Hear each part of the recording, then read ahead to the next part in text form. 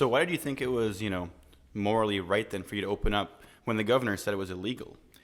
Yeah, so it's a really difficult decision to make. So she deemed my life's work unessential. Yeah. And that was a shocking thing. You know, I mean, I've never thought of myself as unessential. I thought of like I've poured my heart and soul and everything I've ever built into Right. the people around me.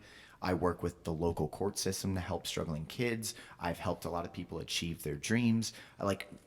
So I consider my life's work very essential. But I understand that if there was an actual crisis where you had a 3 to 10% mortality rate, a virus that was killing people, I would make extreme sacrifice. I would not want the people around me to pass away, because I was trying to just do jujitsu, Yeah. right? But the way I was able to make a decision like that is when I laid out all the information and I saw that, wow, this is nowhere near the reality of the virus. This is a story we're being told, which is not shocking to me. It's not shocking to me that the media may sensationalize something to have a dramatic effect. It's not shocking to me that when trillions of dollars are being moved, the largest sum of money in the history of the world of politics was moved during this time. $3 trillion initially, and then more and more and more, right? Like it was a proposal and then added and added and added. Right? When money like that is moving around, when all these things are taking place, I'm not shocked that things get a little bit overly amped. But when I had dissected the information, when I was looking at like the 3 to 10% mortality rate is what scared me the most initially because I didn't know. And I'm like, that is devastating. None of us knew, yeah. That is devastating. But then I said, like, where did that number come from? Right. And when I started to take it apart and I realized they just took hospitalizations and deaths and made a statistic without taking into account asymptomatic people, mild cases, moderate cases, people that didn't go to the hospital, Right. everything that you do for every viral infection throughout history. Right. And they didn't take into account that we had over 50 years experience with coronaviruses, more than that, 60 years. Yeah. So, and coronaviruses were just flu-like symptoms. They were often more mild than like a bad influenza. So, okay, you throw that out the window. Okay, you throw out all these other things in the name of caution. I am fine with that. But then my question became, as soon as the data was available and you have all these blood work studies and people saying, listen, we are far from reality on this. Why were we not instantly trying to shift the narrative of like, oh, thank you all for playing it safe. Thank you for quarantining. Thank you for caring about your citizens and stuff. But we need to have a scale right now. And while we are putting over 30 million people on unemployment, while we're creating all this damage and poverty and suicides and stress and domestic abuse and sexual abuse and all the things that we're starting to ramp up, that's on one scale, right? Caution can't be the only judge. You have to rely on reality. There was a theoretical threat, right? Which is what we all reacted to. Right. But beyond theoretical, you need to get to the reality.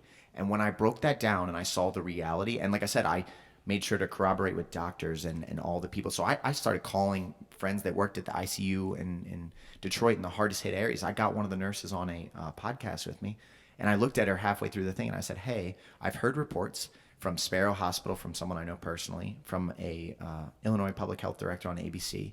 She said that in many places we are classifying a COVID death as anyone at the time of death with a positive test as a COVID death. That would be so corrupt because that would take us so far from the reality of the virus. If you shot me in the face right now and I had COVID in my system, but I was asymptomatic, that's not a COVID death. Right. That's you can't even pretend that is, right? Yeah. So when I started to discover all these things, and like I said, I brought that up to her, and I said, obviously we're not doing that, right? And she gets this like, and she goes, we've been instructed to do that way. I don't know why, Yeah. but we are. Then I'm like, okay. Right. We're not even operating in reality anymore. And then when you look through the CDC and you can't find COVID deaths without all presumable cases being lumped in, you know what looks a lot like COVID? Many respiratory infections. You know what else does? Influenza. You know how many other things can be factored in? So today's date, right before I got here, from February 1st until today's date, the provisional death count for COVID, including every presumable death. So they lump it all in together. Now, remember that many places are classifying the things that I just talked about, car accident, COPD, Right. heart disease, stroke, anything. You simply have this widespread virus, you're going in that number.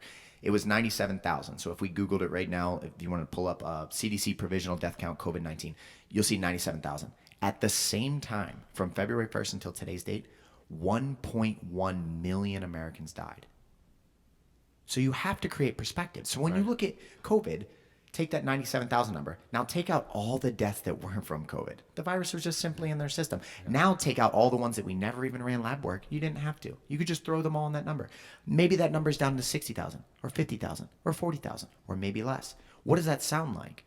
A seasonal viral infection. Influenza in America kills over 60,000 some years. One thing I kept bringing up to people that tried to open their eyes to the perspective is the 2017 flu, per the CDC, hospitalized 959,000 Americans and over 60,000 died. If I took those numbers and I presented a stat to you, that's over a 6% mortality rate. Yeah. So that means we should lock down every single flu season. That means this November, as soon as you cough, I should panic. We should shut all the businesses down. We should lock people away. That's not reality. Okay, if we could eliminate threat from the world, we should do that, man. If I could make sure that people wouldn't die, I would do that. Sure. But just under 2.8 million Americans die every year. I drove here in a car. I drove here an hour. I took a certain risk on my life. Every time you do anything, you take a certain risk. Right. So if you really care about your health, you got to take care of your health. You got to do things for your physical and mental health. You got to try to inform your family and people that are struggling. Right. But you got to be intelligent. So once I created perspective, I said, hey, we need to throw this thing out. We need to be intelligent, but we need to not lose our life's work and other things like that over something that is just not what it was presented.